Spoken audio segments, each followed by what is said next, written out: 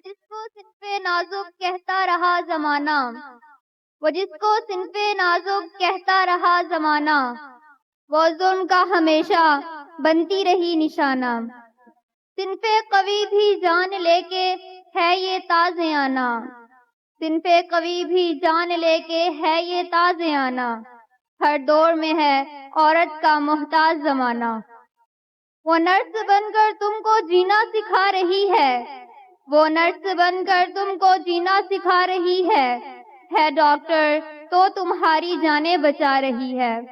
उस्ताद है तो तुमको इंसान बना रही है, उस्ताद है तो तुमको इंसान बना रही है।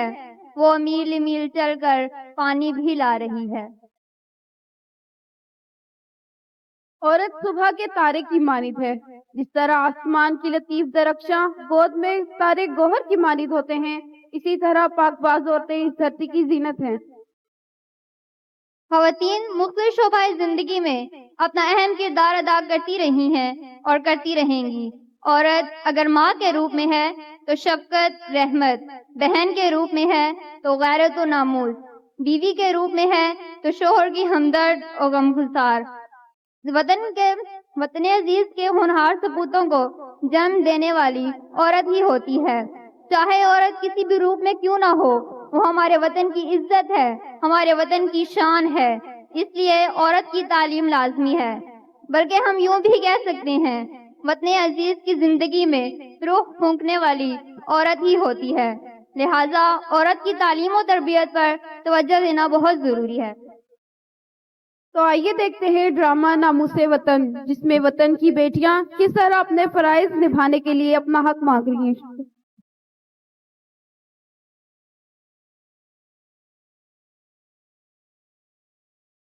माँ ये देखो माँ देखो मेरा मैट्रिक का रिजल्ट आ गया है। माँ देखो मेरे 750 नंबर है और मेरे फर्स्ट डिवीजन है। माशाल्लाह मेरी बेटी ने कितने अच्छे नंबर लिए।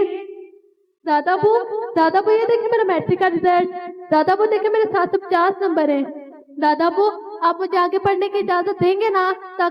दादाबू आप मुझे आगे पढ़ने की इजाजत देंगे ना? दादाबू मैं तालीम हासिल करना चाहती हूँ, मैं डॉक्टर बनना चाहती हूँ।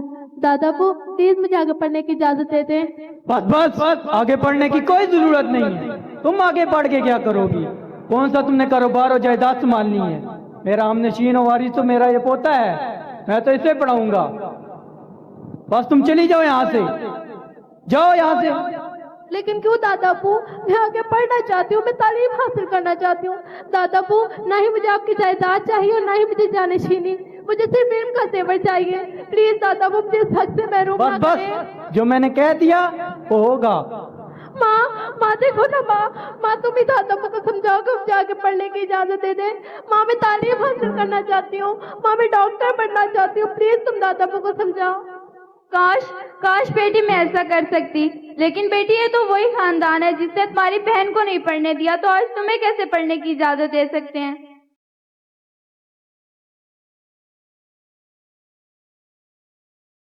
बेटी क्या हुआ, क्यों रो रही हो? इसके दादाबू से आगे पढ़ने नहीं देते, वो अपनी उन्हीं पुरानी रवायात पर कायम है। वो समझते हैं कि सब कुछ उनका पोता ही है। अस्सलाम वालेकुम अब्बा जान। वालेकुम सलाम। आ दिलावर पुत्र आ, और देख आज वही मसला दोबारा खड़ा हो गया है जो आज से 15 साल पहले हुआ था। कौन सा ऐसा मसला है जिसकी वजह से आप इतने परेशान नजर आ रहे हैं? आज से 15 साल पहले तेरी बहन ने पढ़ने की जिद की थी, आज वही जिद तेरी भतीजी कर रही है। नहीं, ऐसा नहीं हो सकता। बेटियां पढ़ कर क्या करेंगी? बेटियां तो पराया धन होती हैं, उन्हें तो घर का हांडी चूल्हा करना होता है, उन्हें आगे पढ़ने की कोई जरूरत नहीं।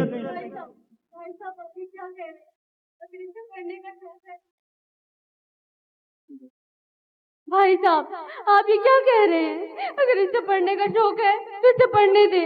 अगर इसका बाप जिंदा होता तो इसे जरूर पढ़ने देता। बस इस घर के बड़े हम हैं, जो फैसला हमने कर दिया वो अटल है, तुम्हारी राय की कोई जरूरत नहीं।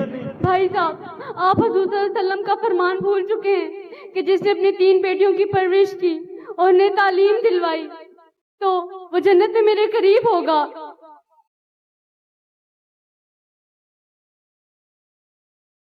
माँ माँ मैं लुट गई, मैं बर्बाद हो गई माँ। बेटा क्या आपने मुझे कैसे सर के पले बांध दिया जो नशे ही था, आज उसे पुलिस पकड़ के ले गई है माँ। और मेरे ससुराल वाले मेरे बच्चों को और मेरा हर्ष बर्दाश्त नहीं कर सकते थे माँ, इसलिए उन्होंने मुझे और मेरे बच्चों के घर से धक्के से बाहर निकाल दिए माँ। अगर आज आपने मुझे तालीम दिलवाई होती तो मुझे ये दिन ना देखना पड़ता, मैं आप पर बोझ न बनती बल्कि खुद अपने बच्चों का सहारा बनती। बेटा बेटा मैं तुम्हें कैसे पढ़ाती जब मुझे किसी ने नहीं पढ़ाया। देख लिया आज आपने अपनी रवायात का नतीजा। खुदा के लिए आप तो इन रवायात को छोड़ दें और रहम करें अपनी बेटियों पर, रहम करें। सबर करो बेटी, सबर करो। खुदा के लिए अब तो जहालत के अंधेरों से बाहर निकल आए, अपनी बेटियों को अपनी अना की भीख मत चढ़ाएं। हम कैसे मुसलमान हैं जो कलमा हक तो पढ़ते हैं, हज़रत मोहम्मद सल्लल्लाहु अलैहि वसल्लम का इकरार तो करते हैं, लेकिन जब इन प्यारी प्यारी बेटियों की बात आती है तो हम सुन्नत को भूल जाते हैं और वहाँ हमारे अपने बनाए हुए रसूल हमारे सामने आ जाते हैं। हम कैसे मुसलमान हैं।